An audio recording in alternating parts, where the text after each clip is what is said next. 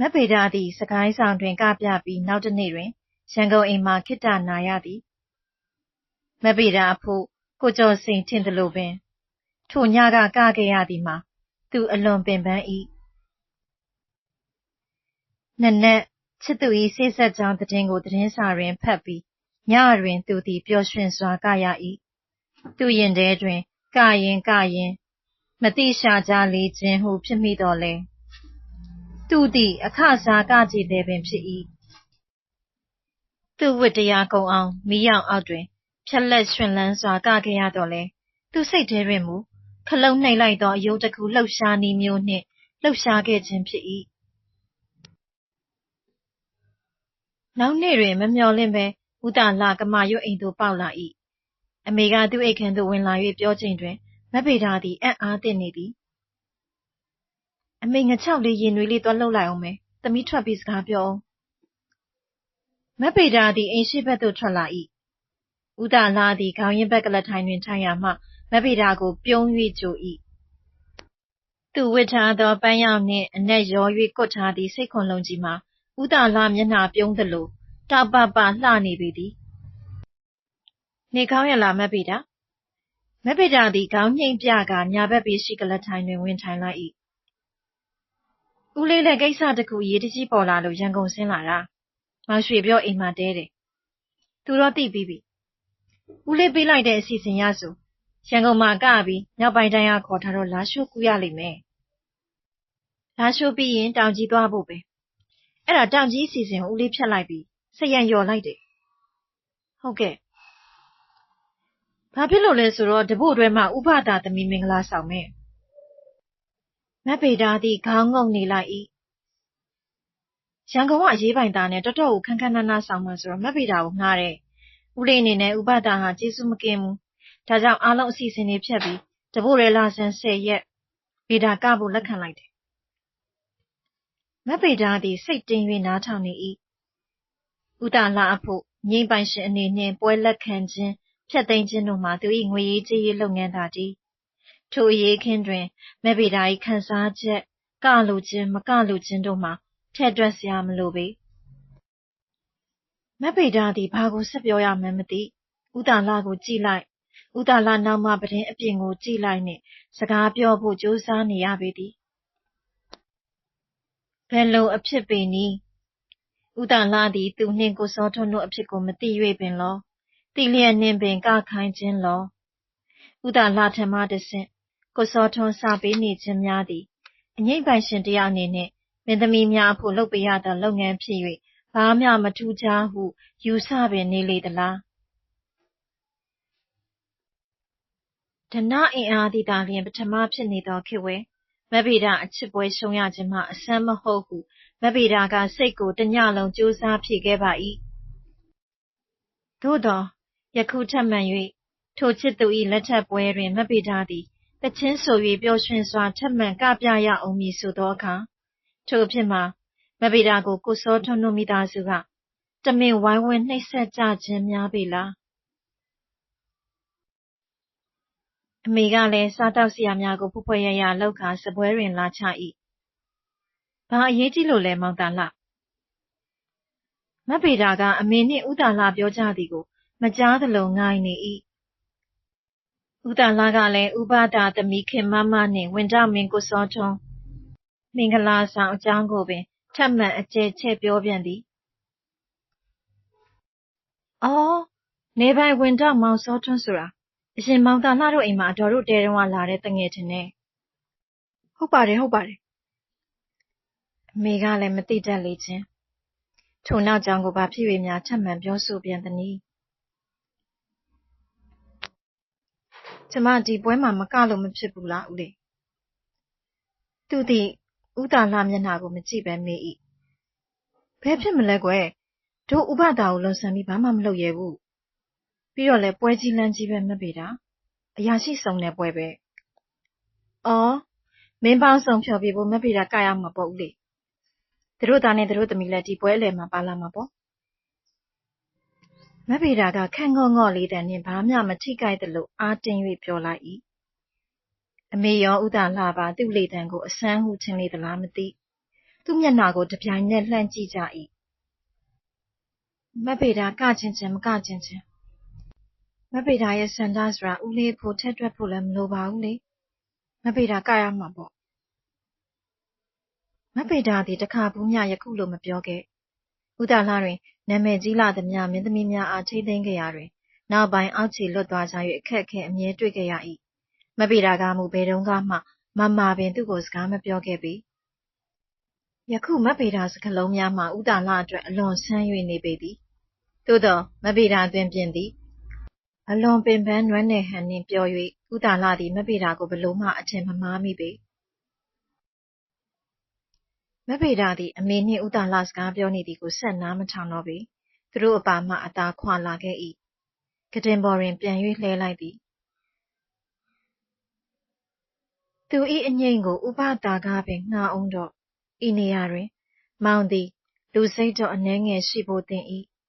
မက်ပေတာသူရှေ့တွင်ကပြမည်ကိုထိုအချိန်တွင်မောင်သည်ကြည်ပင်ကြည်ရက်နိုင်လွန်းသည်တကားတကယ်ဆိုလျင်မောင်ကသာထိုအငိမ့်ပွဲကိုမငှားပါနှင့်ဟုတားမြစ်လျင်ယောက္ခမလောင်းကြီးသည်လည်းသူ့စန္ဒကိုလွန်ဆန်မည်မဟုတ်ဟုမက်ပေတာယူဆ၏သူ့အငိမ့်ကိုငှားရတွင်မောင်၏စန္ဒပါမပါကိုမက်ပေတာမသိပေအကယ်၍သာမောင်စန္ဒပါလျင်မောင်သည်အသည်းနှလုံးမဲ့သောအလွန်လျင်လူမဆန်သောသူသားကြီးမက်ပေတာအားထပ်မံ၍ဘာကြောင့်များနှိပ်စက်ချင်ပါသနည်းမက်ပေတာသည်မငိုအံ့ကြိတ်ထား၏သူအဖို့ကရပေမည်သူသည်ကပြီးစားရသူပေကိုကောင်းချီသင်္ခါရွှေနေစာဖုံးမိုးဆွေကသွန်းဖြိုးစေရာဟင်းသာတွေဆောင်မြေပုံဦးဩဘာတော်သာကျူးရင်ကြွေးကြော်ညာမင်္ဂလာချက်တရေဖြိုးဖြိုးဝေနေသောထိုသချင်းကိုတီးဆို၍မက်ပေတာသည်ငိမ့်ညောင်းသောကဟန်နှင့်ထွက်လာလျင်ပရိသတ်ကြီးသည်ငြိမ်ကျသွား၏မက်ပေတာသည်ရွှေဖလားရောင်ဗလာထမီနှင့်ရွှေမှုန့်ကျဲထားသောဇာဘဝကိုခြုံ၍ထားလေသည်မင်္ဂလာပွဲသဘင်ဝယ်ရွှေဖလားရောင်သည်သာလျှင်မင်္ဂလာရှိသောအယောင်ဖြစ်သည်ဖြစ်၍မက်ပေတာသည်သူ့မျက်နှိုးလှသောဗေဒာရောင်ကိုစွန့်ကာရွှေဖလားရောင်ကိုဝတ်ရ၏မင်းပရိသတ်တို့အပေါ်တွင်ရောက်သောမီးပွင့်များထိန်ထိန်လင်းနေလေသည်ပွဲခင်းစွန်တွင်ပန်းချုပ်များပေါ်ဝဲမီးပွင့်လင်းများသည်ပန်းများနှင့်အပြိုင်ပွင့်နေ၏မက်ပေတာသည်ပွဲလယ်ပရိသတ်ကိုမကြည့်သူအကကိုသာငြိမ့်ငြိမ့်ညောင်ညောင်ညင်ညင်သာသာက၍သွား၏အကယ်၍သာပွဲလယ်ကိုမက်ပေတာကြည့်လျင်လည်းသီရိကျက်တရေဖြိုးဝေနေသောသူတို့သမီးအပါးဝယ်ခေါင်းစိုက်နေသောသူတို့သားဝင်တောက်မင်းဦးစောထွန်းကိုမက်ပေတာတွေ့ရမည်ဖြစ်ပေသည်လူရွှင်တော်ကြီးများကလည်းဦးစောထွန်းနှင့်ခင်မမတို့၏ဂုဏ်ပေါင်းမြောက်များစွာကိုချီးကျူးကြပြန်သည်မင်္ဂလာရှိသောပွဲပေကိုဗျမင်္ဂလာရှိသောမင်းပရိသတ်အပေါင်းလည်းစုံလင်တဲ့ချိန်ခါမှာကျွန်တော်တို့မက်ပေတာကလည်းမင်္ဂလာရှိတဲ့ဒေသချင်းနဲ့ညင်ညိညောင်ညောင်ကသွားတာမင်္ဂလာမရှိပေဘူးလားဗျာဦးရွှေပြောကထုံးစံအတိုင်းမင်္ဂလာတွေမိုးမော့အောင်ပြောလိုက်၏မင်္ဂလာရှိပါဗျာကဲခုတချီကျွန်တော်တို့မက်ပေတာကဝင်တောက်မင်းဦးစောထွန်းနဲ့ဝင်တောက်ကတော်ဒေါခင်မမတို့တက်တော်ရာကျော်ရှေ့ပြီးပေါင်းတင်သွားရစီကြောင်းဆုတောင်းမင်္ဂလာသခြင်းဆိုပြီးကဗျအသုံးတော်ခံအောင်ပါဗျဒုတိယလူရွှင်တော်ဦးတင်းချန်ကတောင်ရှိပစိုးအဝါကွက်ကျဲကြီးကိုဟန်ပါပါမကပြောရင်းမက်ပေတာအပါသို့တိုးလာ၏မက်ပေတာသည်ခိတ္တနာချိန်ဆိုင်ဝိုင်းဘက်သို့မျက်နှာလှည့်နေရ၏သူ့ရင်ထဲတွင်သခြင်းစဆိုဖို့ကြိုးစားတော့လဲဆို့၍လာသည်အသံသည်လက်ချောင်းဝမှတစ်ဆို့နေသလိုဖြစ်နေ၏လက်ကင်ဘွားဖြူနှင်းဆို့လာသောမျက်ရည်ကိုတို့လိုက်သည်မဆို၍ကမဖြစ်ဆိုရပေအောင်မည်မကချင်၍လည်းမဖြစ်ကရပေအောင်မည်ဆိုင်ဝိုင်းကသခြင်းကိုစ၍ပင်ပြိုးနေလေပြီအော်ချစ်သူအတွက်ဆုတောင်းခြင်းပင်ဖြစ်၏မဆိုနိုင်အောင်မဖြစ်သင့်ဟုသူစိတ်တင်းကအတန်ကိုထိန်း၍သခြင်းကိုစလိုက်၏မြရင်တီတာအတန်သည်လေးတွင်စီ၍ဝဲပြန်ကတလွင်လွင်ထွက်လာ၏ပရိသတ်သည်ကြက်သီးမွေးညင်းများထသွားလောက်အောင်မက်ပေတာအတန်သည်ချိုသာညိတ်အေး၍ တချင်းသည်ရတုလို့အပိုက်တုံနှင့်စပြီးမှခေတ်တွေသွားနှင့်အတန်ပြောင်းပြီးဆက်ထား၏မြရောင်တောက်၍အေးမြချမ်းငိမ့်သောရေအလွှာကိုဓာနှင့်သားတော်လဲမကွဲမပြားတသားတည်းဒါဖြစ်နေတကဲ့သို့သူတို့သားဦးစောထွန်းနှင့်သူတို့သမီးခင်မမတို့တက်တော်ရာကျော်ရှိကပေါင်းသင်းရစီကြောင်းစုကြောင်းမှသည်ဆိုသောတခြင်းပင်ဖြစ်လေသည်လက်ခုပ်သံများဝက်ဝက်ကွဲအောင်ပေါ်လာ၏မဗေဒါသည်အကဆုံးလျင်စကားဆက်မပြောနိုင်ဆိုင်ဝိုင်းကိုမျက်နှာချင်းဆိုင်ကသွားထိုင်ပြန်သည်စိတ်ထဲမှသူ၏ကခြင်းကိုကုံစီခြင်းပေပြီရင်များမှခုန်လွန်၍သူ့အသားများပင်တုန်နေသည်ဟုထင်ရပေသည်လူတစ်ယောက်သည်ဇက်စင်ပေါ်တက်လာ၍ဦးရွှေပြောအားတစ်စုံတစ်ခုပေးကဆင်းသွားသည်ဦးရွှေပြောသည်လက်ထဲမှစာရွက်ကိုဖြေ၍ဖတ်လိုက်၏ကြွရောက်လာသောမင်းပရိသတ်များခမည်း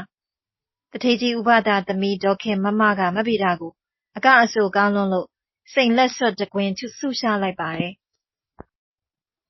ပရိသတ်သည်လက်ခုပ်တီး၍ဩဘာပေးကြပြန်၏မဗေဒါကမူအံကြိတ်ထားရလေသည်ကဲမဗေဒါရိတ်မမခင်မမရဲ့မေတ္တာရေကိုခံယူသောအဖြစ်ပေါ့ကွယ်လက်စွပ်ကိုဝတ်ပြပါဦးဦးရွှေပြောကမဗေဒါအပါကတ်ခါလာခေါ်ပြန်သည်မဗေဒါသည်ဆင်ရှေ့မီးရောင်အောက်သို့လိုက်သွားရပြန်သည်တဒန်းသွားစိန်လက်စွပ်ကိုဦးရွှေပြောကမဗေဒါလက်တွင်စွပ်ပေးလိုက်၏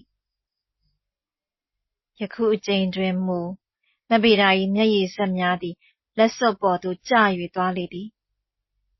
ပရိသတ်ကမူမရိပ်မိပေမဗေဒါနောက်သို့ပြန်ဆုတ်မိဆဲဆဲတွင်စာတစ်စောင်နှင့်လူတစ်ယောက်တက်လာပြန်၏ဦးသိန်းချန်သည်စာရွက်ကိုဖွင့်ဖတ်ပြ၏မဗေဒါကိုဦးအောင်ဝင်းကမမြရင်ရဲ့မီးရောင်အောက်ကိုဝင်ရင်ဆိုတဲ့တခြင်းဆိုပြပါတယ်ခမညာမဗေဒါသည်ထိုတခြင်းကိုမဆိုချင်တော့ပြီဦးအောင်ဝင်းကိုအလိုက်မသိလေခြင်းဟုအပြစ်တင်ရမှာကလည်းဦးအောင်ဝင်းသည်သူ့အဖြစ်ကိုသိရှာသည်မဟုတ်ဦးရွှေပြောအားမဆိုပါရစေနှင့်တော့ဟုတိုးတိုးကပ်၍တောင်းပန်လိုက်၏မဖြစ်ပါဘူးကွယ်နောက်ဆုံးနှိကုံကျုပ်ဆိုလိုက်ပါမိန်းကလေးရဲ့ဦးရွှေပြောကလေးတန်းနှင့်တောင်းပန်၏မဗေဒါသည်တခြင်းကိုဟစ်ရပြန်သည်တဘို့တွေ၏အေးသည်မန္တလေးတွင်ကျင့်နေအောင်အေး၏ပရိသတ်ကလည်းနှင်းမုံကိုပင်တတိယပုံမပေါ်ပေထိုတခြင်းနှင့်နှင်းမုံတို့ကမဗေဒါအားတက္ကသိုလ်နယ်မြေကိုပြန်လည်တတိယစေတော့သည်ပွဲပြီး၍အငိမ့်ကားကိုစီးကပြန်လာချိန်တွင်အမေကမဗေဒါအပါကတ်ခါမေးလိုက်၏ဆုရတဲ့စိန်လက်စွပ်ကဘလူဟာမျိုးလဲအမေပြစမ်းမဗေဒါသည်အမေကိုဆက်ခနဲကြည့်ကလမ်းမှာလွှတ်ပစ်ခဲ့တယ်ဟုပြန်ပြောလိုက်သည်အမေသည်မဗေဒါ၏အပြုအမူများကိုဘာမှနားမလဲပေကြောင်ကြည့်နေ၏သက်ဆက်လွန်လှပါတကားဟုအမေစိတ်ထဲကထင်လိုက်၏အမှန်စင်စစ်ထိုလက်စွပ်ကိုကြည့်နိုင်လောက်အောင်သီးခံနိုင်စိတ်မဗေဒါတွင်မရှိတော့သည်ကိုအမေမသိပေ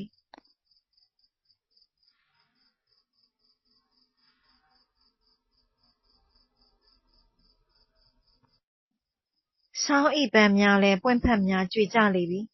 ဝတ်မှုံလဲရင့်လျော်၍မျိုးစေ့ဘဝသို့ပြောင်းလေသည်ဆောင်းလေကမှွေခဲ့သောရနက်များလဲဝတ်မှုံများတွင်မရှိတော့ပေပြိုမြစ်စဉ်အခါကပန်းကလေးများလဲအပြုတ်ပေါ်ဝင်စားလိုကြွရွတင့်တယ်သလားမျိုးစေ့ကိုထိန်းရခြင်းဝယ်ကိုဝင်တယ်လိုပင်အလှပြေစားပြုလေသည်တက္ကသိုလ်ဆရာများအဆောင်ရှိတွင်မာလီကအပင်များကိုတူးစား၍လှဲလိုက်သောအခါတွင်မူအမေအိုကြီးလိုတုံတုံရီရီနှင့်မြေမှာပန်းပင်များလဲကျ၍သွားကြ၏ဆောင်းတွင်တစ်လျှောက်လုံးတွင်တော့လှလိုက်သည်ဖြစ်ခြင်းယခုတော့လည်းအရွက်များဝါကအယိုးလဲပြန့်ပြန့်ကျ၍နေလေသည်တပင်ပြီးတပင်ခုတ်သွားသောမာလီကိုကိုကျော်စိန်ကစူးစိုက်ကြည့်နေမိ၏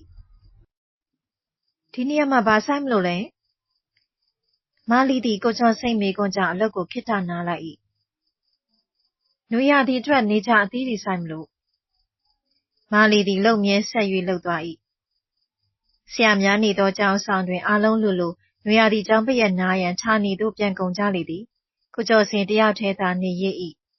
အဆောင်တွင်နေကထမင်းကိုမူဦးကန်သိန်းထံတွင်လာကပေးစာ၏မန္တလေးသို့မပြန်သည်မှာနွေနှစ်နွေပင်တိုင်ခဲ့လေပြီတနွေလုံးစာဖတ်၏MA ဖြေရန်ပြင်ဆင်ရင်းမာလီတကုတ်ကုတ်လုံနေသည်ကိုကြည့်၏တခါတရံရန်ကုန်ထဲသွားကရုပ်ရှင်ကြည့်သည်မက်ဖေတာအတွက်စိတ်ထိခိုက်နေမှုမှာဖြေဖြား၍မရပေငါကာယကံရှင်မမဟုတ်ပဲငါမက်ဖေတာပေါ်တစ္ဆာဖောက်တာမှမဟုတ်ပဲဟုစိတ်ကိုဖြေ၍တွေးတိုင်းငါကြောင့်မက်ဖေတာကိုစောထုံးနဲ့တွေ့ရတာငါပဲဆက်သွယ်လုပ်ပေးခဲ့တာဟူသောစိတ်ကတထောင်မှပေါ်လာကသူ့ကိုယ်သူခွင့်မလွတ်နိုင်အောင်ရှိလေသည်ထို့ကြောင့်ကျောင်းစာသင်ခန်းနှင့်ကျောင်းဆောင်အတွင်းသာသူ့အချိန်ကိုဖြုံးရင်းစိတ်ဖြည့်၏မာလီကြီးကိုကြည့်ကအပြင်းဖြစ်၏နွေမိုးဆောင်ရာသည့်အလိုက်လှဲ့၍ပန်းပင်လေးများကိုစိုက်၏အသစ်နှင့်အဟောင်းသာကွာခြားသည်စိုက်သောပန်းများကမူသူ့ရာသီနှင့်သူ့ပန်းသာဖြစ်သည်မိုးရာသီတွင်မိုးဦးတွင်ဤနေရာဝယ်ထက်တရာရောင်စုံများကိုစိုက်၍ဆောင်းဦးတွင်ပန်းချင်မောင်တရက်ထည်နှင့်ကြားပါဆက်ပန်းများကိုစိုက်၏နွေဦးတွင်နေကြအဝါပွင့်သေးများကိုစိုက်ကြပြန်သည်သူသည်လည်းကျောင်းဖွင့်လျင်ဝိဇ္ဇာအောက်တန်းတွင်အင်္ဂလိပ်စာပြရအောင်မည်တစ်နှစ်နှင့်တစ်နှစ်တပည့်များမှအဟောင်းအသစ်သာကွာသွားကြသည်သူမှာတော့ဤအတန်းတွင်ဤရာသီဝယ်အင်္ဂလိပ်စာမျိုးစေ့ကိုသာကျဲ၍စိုက်၍သွားရ၏တဆောင်းကုန်တော့လည်းသူတို့လေးတွေစာသင်ခန်းမှပျောက်၍သွားကြပြန်သည်မိုးဦးတို့ရောက်လျင်မိုးဆက်နှင့်တွေ့သောပန်းပွင့်သစ်များတဖွဲမျက်နှာအသစ်များကိုအတန်းထဲတွင်ရွှင်လန်းစွာတွေ့ရအောင်မည်သူ့ဘဝသည်မာလီကြီးနှင့်မခြားပေမာလီကပန်းများ၏ဥယျာဉ်မှူးဖြစ်ကာသူကလူများ၏ဥယျာဉ်မှူးဖြစ်သည်ဤတက္ကသိုလ်ကျောင်းစာသင်ခန်းဝယ်ကျောင်းသူနှင့်ကျောင်းသားဆရာနှင့်တပည့်တို့၏မရိုးနိုင်သောအချစ်ဇလန်းတို့သည်တစ်ခုပြီးတစ်ခုကပြသွားကြ၏သူရင်တွင်မှမူတက္ကသိုလ်ကျောင်းတော်သားတဦးနှင့်အငြိမ်းသမားလေးဇလန်းသည်ဘယ်တော့မှမမေ့နိုင်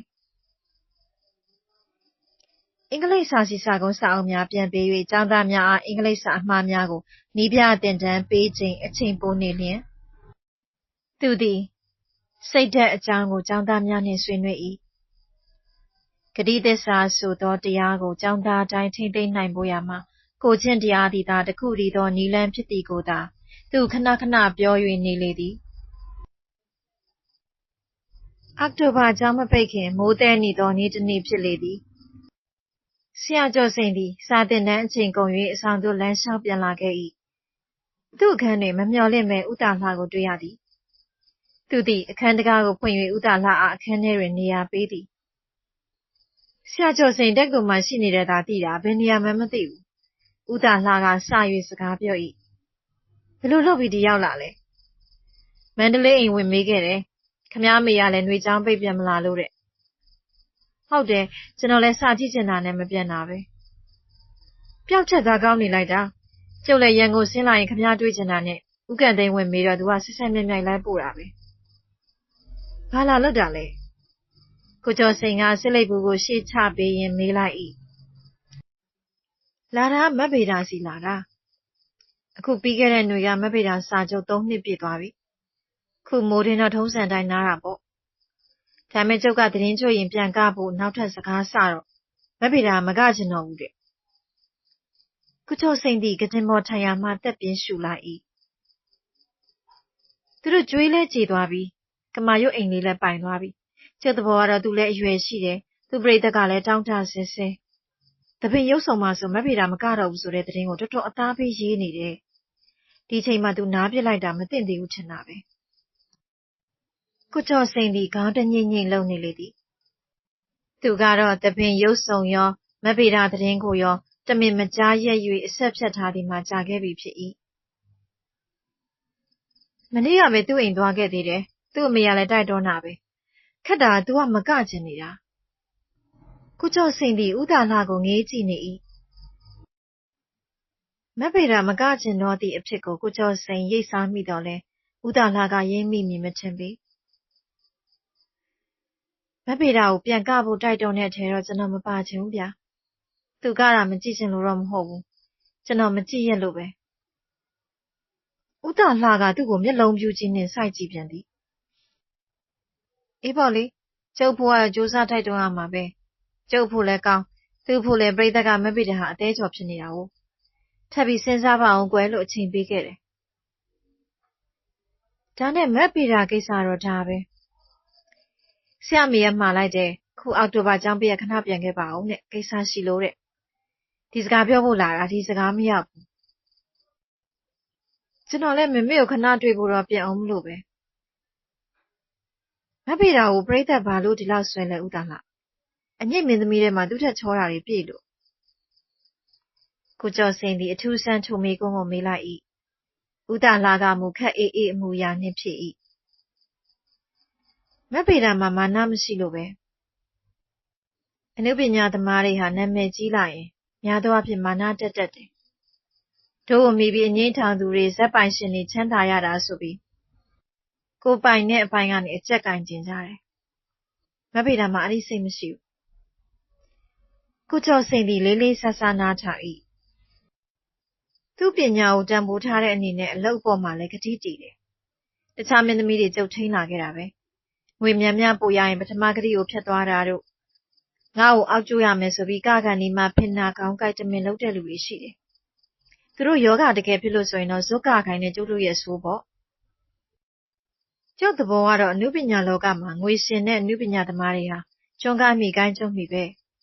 ငွေရှင်ကလည်းငါငွေရှင်ဆိုပြီးအတင်းမလွှမ်းမိုးစေချင်ဘူးအနုပညာသမားတွေကလည်းငါပညာရှင်ဆိုပြီးပညာကုန်မမောက်စေချင်ဘူးနှစ်ဖက်စလုံးမှာစောင့်တည်တဲ့သစ္စာတရားရှိတာပဲတယောက်ယောက်ကဖောက်ရင်ဖောက်တဲ့လူကြတာပဲမက်ပိတာမှာစေတနာဆိုတာလေးအမြဲပါတယ်စေတနာဆိုတာလေးပါနေတဲ့ရွေးတော့အနုပညာသမားဟာဘယ်တော့မှမကြဘူးလို့ကြုတ်ထင်တယ်မက်ပိတာဟာအိုမင်းမစွမ်းလာလို့နားချင်နားမယ်ကြသွားတဲ့အဖြစ်တော့မရှိဘူးဘာလို့လဲဆိုတော့ခုနပြောတဲ့စေတနာဆိုတာအပြင်သူကငါမတက်သေးဘူးဆိုတဲ့အနေနဲ့သူ့ပညာကိုရက်မထားဘူးအမြဲလေ့လာတယ်ဆရာအမြဲရှာတယ်မိုးရသည်နားချိန်ဆိုမန္တလေးတက်လာပြီးဒေါ်ဩဘတောင်းတို့ဒေါ်လှကလေးစိန်တို့လိုဇက်မင်းသမီးကြီးတွေအငြိမ့်မင်းသမီးလက်ဟောင်းကြီးတွေစီမှာပညာထပ်ပြီးလေ့လာတယ်စိတ်ရှည်လက်ရှည်နှင့်ဥတာလှရှင်းပြသည်ကိုဆရာကျော်စိန်သည်စူးစိုက်နားထောင်မိ၏သူစိတ်ထဲတွင်မက်ပိတာကိုတွေ့ချင်လာပြန်သည်ကျုပ်ကလည်းမက်ပိတာများများမဟုတ်ဘူးနောက်ထပ်3နှစ်ပါပဲဗျာထက်စာချုပ်စေချင်တာသူ့အသက်ကအစိတ်တောင်မပြည့်သေးဘူးကိုကျော်စိန်သည်ခေါင်းညိတ်နေလိုက်တော့သည်